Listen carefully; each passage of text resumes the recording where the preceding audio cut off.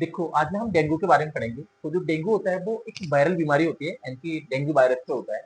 और यानी कि एक व्यक्ति से दूसरे व्यक्ति को, जैसे मान लो डेंगू वायरस फैलेगा कैसे, तो एक मच्छर होता है यानी कि एडिस एजिप्टाई, उसके काटने से यानी कि एक से दूसरे तक ये फैलता है। ठीक है, तो देखो जो इसका इंट्रोडक्शन लिख रखा है मैंने, जैसे ये क्या है, एक एक्यूट वायरल इन्फेक्शन है, यानी कि जो वायरस के थ्रू होता है। और इसका जो कारण होता है वो डेंगू वायरस होता है। ठीक, जो फ्लैबी वायरिडी फैमिली से आता है। ठीक, अब देखो वेक्टर कौन होगा इसका, यानी कि वेक्टर की यानी कि कैसे फैलेगा। जैसे सपोज मान लो मेरे को डेंगू हो रखा है, तो मेरे से दूसरे व्यक्ति तक कैसे जाएगा ये, तो अलग अलग होता है ट्रांसमिशन। तो इसका जो होता है वो एडिन एजिप्टाई एक मच्छर होता है, जो फैमिली फीमेल होती है। ठीक है, तो इसमें क्या करा, सपोज मान लो मैं इन्फेक्टेड हो रखा हूँ, तो मेरे को काटा, और मेरे को काटने के बाद एक दूसरे यानी कि नॉन इन्फेक्टेड व्यक्ति को काट लिया, तो मेरा जो ब्लड होगा उसके अंदर वायरस होगा, यानी कि डेंगू वायरस। तो उसको वो लेके जाएगी दूसरे में इंट्रोड्यूस कर देगी। ठीक है, इसके तो थोड़ा इसके बारे में देख लो। इसके एजिड एजिप्टाई के ये क्या करती है, फ्रेश वाटर में अंडे देती है। तो अगर मान लो जैसे कूलर वगैरह में हम पानी भरते हैं, तो उसको क्या करना है, तुमको साफ कर देना है, क्योंकि अब अंडे देगा यानी कि, तो उससे बच्चे निकलेंगे मच्छर के। ठीक, और जो डेंगू वायरस होता है, ठीक है, वो क्या होता है, आरएनए वायरस होता है इसके अंदर, यानी कि दो तरह के होते हैं, एक तो डीएनए वायरस होता है, एक आरएनए वायरस होता है। तो मोस्टली आरएनए वायरस होते हैं, लेकिन ये क्या होता है, वो सॉरी, हाँ, तो ये आरएनए वायरस होता है।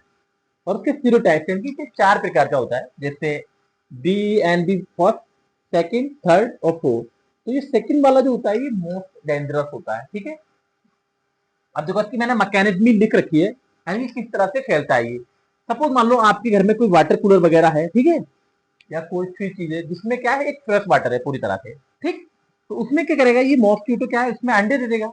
ठीक, अब अंडों से क्या होगा, बच्चे निकलेंगे, और बच्चे निकल के क्या होंगे, बड़े हो जाएंगे, और ये पूरे मॉस्किटो बन गए। अब इन्होंने क्या करा, एक ऐसा व्यक्ति जिसको पहले से क्या है, डेंगू हो रखा है, इसको क्या करा, काटा। देखो ये इस तरह से, ठीक है, और इसके अंदर पहले से वायरस था, यानी कि डेंगू वायरस। अब इसने इसको काटा, इन्फेक्टेड पर्सन को, ये पहले से इन्फेक्टेड है। अब यही वाला मच्छर क्या करा, उड़ के इसको काट लिया, यानी कि जो कि नॉन इन्फेक्टेड है। ठीक है, तो जो वायरस इसके अंदर चले गए थे, वायरस के वो क्या हो गए, इसने इसमें इसके अंदर इंट्रोड्यूस कर दिए। ठीक है, तो इसको भी क्या हुआ, डेंगू हो गया।